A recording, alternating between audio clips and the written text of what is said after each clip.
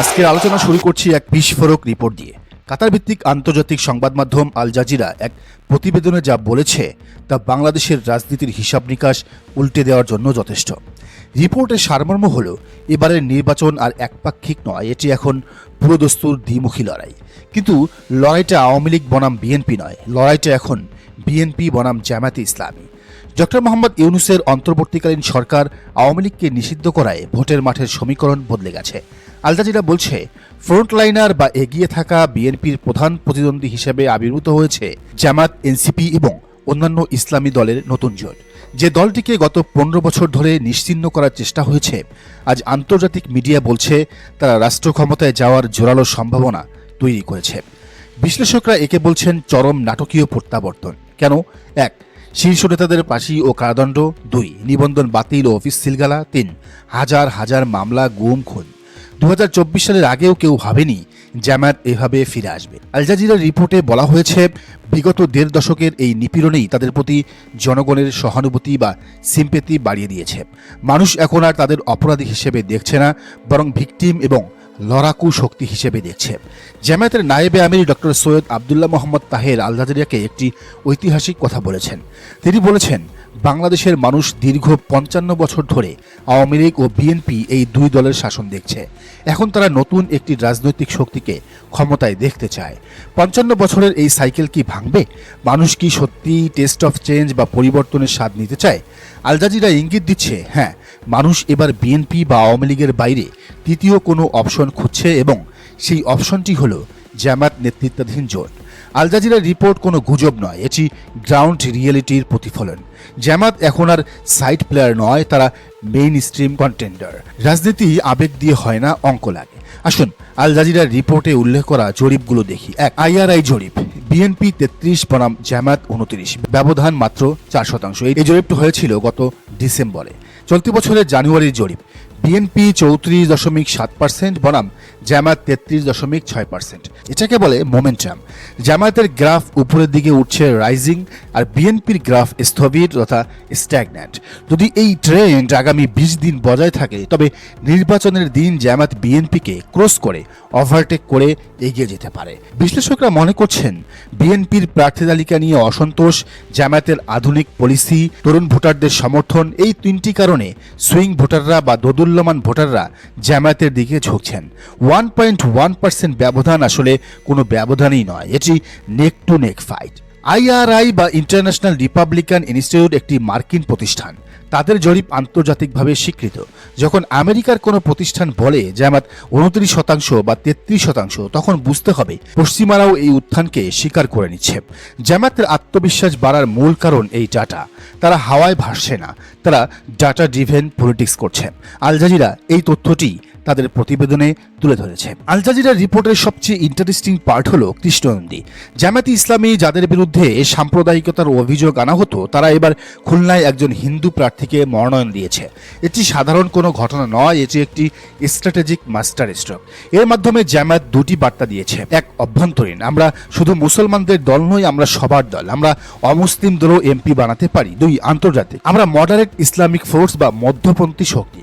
খুলনার মতো গুরুত্বপূর্ণ জায়গায় হিন্দু প্রার্থী দেওয়া প্রমাণ করে জামায়াত তাদের সনাতন ভোট ব্যাংক টানতে এবং ইমেজ সংকট কাটাতে কতটা সিরিয়াস।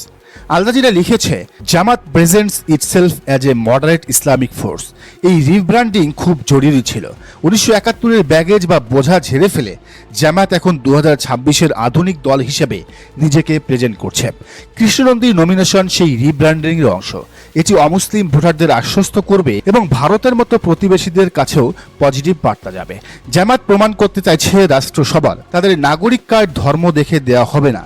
কৃষ্ণনন্দী যদি জিততে পারেন, তবে তা হবে বাংলাদেশের রাজনীতির ইতিহাসে এক বড় প্যারাডাইম শিফট। আওয়ামী লীগ নেই, তাই সংখ্যালঘু নির্যাতনের জুজু দেখিয়ে আর ভোট নেওয়া যাবে না। জামায়াত সেই ভয়টা ভাঙিয়ে দিয়েছে। আল জাজিরা উল্লেখ করেছে, জামায়াত একা লড়ছে না, তাদের সাথে আছে জাতীয় নাগরিক পার্টি এবং অন্যান্য ইসলামিক দল।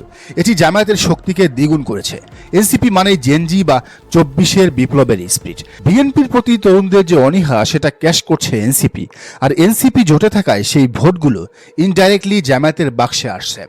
আল জাজিরা এই পয়েন্টটাই হাইলাইট করেছে। তরুণরা নতুন কিছু চায়। জামায়াত এবার কৌমি এবং আলিয়া উভয় ধারার ইসলামী দলকে এক করেছে। এর ফলে ইসলামী ভোট তেমন একটা ভাগ হচ্ছে না। 33.6% ভোট ব্যাংকের বড় একটা অংশ এই ইসলামী ঐক্যের ফল। জামায়াতের নিজস্ব ভোট প্লাস এনসিপির তরুণ ভোট প্লাস কৌমি ভোট, এটাই হচ্ছে বিজয়ের ফর্মুলা। আল জাজিরা তাদের রিপোর্টে জামায়াতের ইতিহাসের কথাও উল্লেখ করেছে। 1941 সালে প্রতিষ্ঠা, 1971 সালে স্বাধীনতার বিরোধীরা, এগুলো তাদের ঐতিহাসিক ব্যাগেজ। কিন্তু রিপোর্টটি এও বলছে বর্তমান নেতারা দাবি করছেন বিগত 1.5 দশকের নিপীড়ন তাদের প্রতি জনগণের সহানুভূতি বাড়িয়ে দিয়েছে। মানুষ অতীত নিয়ে পড়ে থাকতে চায় না, মানুষ ভবিষ্যৎ চায়। 55 বছর ধরে আওয়ামী লীগ বিএনপির কাদা ছোড়াছড়ি দেখে মানুষ ক্লান্ত। এখন তারা দেখছে জামায়াত কি ডেলিভার করতে পারবে। তাদের ইকোনমিক প্ল্যান, তাদের অনেস্টি, তাদের টিম, এগুলোই এখন বিচার্য বিষয়। যদি জামায়াত ক্ষমতায় আসে তবে এটি হবে বাংলাদেশের ইতিহাসে প্রথমবার আওয়ামী লীগ ও বিএনপির বাইরে কোনো দলের সরকার গঠন। এটি হবে সত্যিকারের তৃতীয় শক্তির উত্থান। আল জাজিরা প্রশ্ন রেখেছে, could it lead the country next? জরিপ এবং মাঠের অবস্থা বলছে সম্ভাবনা প্রবল। বিএনপি কি এটা ছেড়ে দেবে? না, শেষ মুহূর্তে বিএনপিও সর্বশক্তি প্রয়োগ করবে, যা এখন তারা করছে। গতকালও জামায়াত আমিরের এলাকায় তারা নারীদের উপর হামলা করেছে। কিন্তু 1.1%-এর ব্যবধান ঘুচিয়ে জামাতকে আটকানো এখন বিএনপির জন্য পাহাড় সম চ্যালেঞ্জ। আজকে লাস্ট পার্টে আমরা এমন কিছু তথ্য দিব যা শুনলে আপনার মনে হবে রাজনীতির আসল খেলাটা স্টেজের পেছনে হচ্ছে। আল জাজিরা যা প্রকাশ করছে তা হিমশৈলের চূড়া মাত্র। আমাদের ইনসাইড সোর্স এবং বিশ্লেষকরা বলছেন শুধু মিডিয়া নয়, আইআরআই, ভারতের গোয়েন্দা সংস্থা, এবং আমাদের ডিজিএফআই সবার টেবিলে এখন রিপোর্ট একটাই। রিপোর্টটি হলো 2026 সালে সরকার গঠন করতে যাচ্ছে জামায়াতে ইসলামী। সবচেয়ে ভয়ঙ্কর তথ্য হলো এই রিপোর্ট খোদ বিএনপির হাতেও আছে। বিএনপির নিজস্ব গবেষণা সেল মাঠ থেকে যে ডাটা এনেছে তা দেখে গুলশান অফিসের নীতি নির্ধারকদের কপালে ভাঁজ। প্রায় সকল গবেষণায় উঠে এসেছে যে বিএনপির চেয়ে জামায়াতের সরকার গঠনের সম্ভাবনা বেশি এবং নির্বাচনের দিন যত ঘনাবে জামায়াতের জনপ্রিয়তা জ্যামিতিক হারে বাড়বে। বিএনপির জন্য সবচেয়ে বড় দুঃসংবাদ হলো তাদের টপ লিডাররা নিজ নিজ আসনে নিরাপদ নন। এটা অকল্পনীয় মনে হতে পারে, কিন্তু সত্য। যাদের আমরা বিএনপির স্থায়ী কমিটির সদস্য বা হেভিওয়েট বলে জানি, তাদের আসনেও জামায়াত বা জোটের প্রার্থীরা এগিয়ে আছে। কেন এমন হলো? এক, জনবিচ্ছিন্নতা। বিএনপির টপ লিডাররা গত 15 বছর এসি রুমে ছিলেন বা জুম মিটিংয়ে ব্যস্ত ছিলেন, মাঠে ছিলেন না। 2, জামায়াতের সোশ্যাল সার্ভিস। জামায়াতের প্রার্থীরা করোনাকালে এবং বন্যা 5 আগস্টের পর থেকে মানুষের ঘরে ঘরে গিয়ে সার্ভিস দিয়েছে। 3, তরুণ ভোটার। হেভিওয়েট নেতারা জেনজি বা নতুন প্রজন্মের ভাষা বোঝেন না, এনসিপি বা শিবিরের ছেলেরা যেটা বোঝে। ফলাফল, বিএনপি দুর্গে ধস নেমেছে। টপ লিডাররা জামানত হারানোর ভয়ে এখন নির্বাচন বানচাল করতে যাচ্ছে। আপনারা বলছেন বিএনপি কেন ভুল করছে? মনোবিজ্ঞান বলে মানুষ যখন চরম ভয়ের মধ্যে থাকে তখন তার ব্রেন ঠিকঠাক মতো কাজ করে না। বিএনপি এখন প্যানিকড মুডে আছে। তারা জানে সুষ্ঠু ভোট হলে তারা হারবে, তাই তারা ইসি ঘেরাও করছে, পোস্টাল ব্যালট নিয়ে গুজব ছড়াচ্ছে, 22 জন বিদেশি নাগরিকদের নমিনেশন দেওয়ার মতো ব্লান্ডার করছে। এমনকি তারা বিভিন্ন জায়গায় জামায়াতের নেতাকর্মীদের উপর হামলা চালাচ্ছে। পার্থক্যটা এখানেই স্পষ্ট। জামায়াত ধীরস্থির কারণ তারা জানে তারা জিতছে, কনফিডেন্ট। বিএনপি অস্থির কারণ তারা জানে তারা হারছে, ফিয়ার। এই অস্থিরতাই তাদের ডুবাচ্ছে। তারা যত হাত পা ছুটছে তত বেশি কাদার মধ্যে ডেবে যাচ্ছে। আজকের এই ফাইনাল পার্টের শেষ কথা, ডিজিএফআই বা আইআরআই সবার ডাটা মিথ্যা হতে পারে না।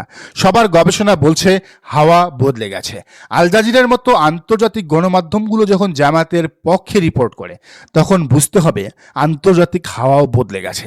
বিএনপির উচিত ছিল বাস্তবতা মেনে নিয়ে জামায়াতের সাথে সমঝোতা করা বা বিরোধী দলের জন্য প্রস্তুতি নেওয়া, কিন্তু তারা ডু অর ডাই খেলতে গিয়ে সুইসাইড করছে। আগামী নির্বাচনে আমরা হয়তো দেখব বিএনপির বাগা বাগা নেতারা ধরাশায়ী হয়েছেন আর জামায়াতের তরুণ ও ক্লিন ইমেজের প্রার্থীরা সংসদে বিশাল মেজরিটি নিয়ে ঢুকছেন। জনগণ সিদ্ধান্ত নিয়ে ফেলেছে, এখন শুধু 12 তারিখের অপেক্ষা। দর্শক, আপনার কি মনে হয় জানান মন্তব্যের ঘরে। আর এই চ্যানেলে নতুন হলে অবশ্যই সাবস্ক্রাইব করে বেল আইকনটি বাজিয়ে রাখুন।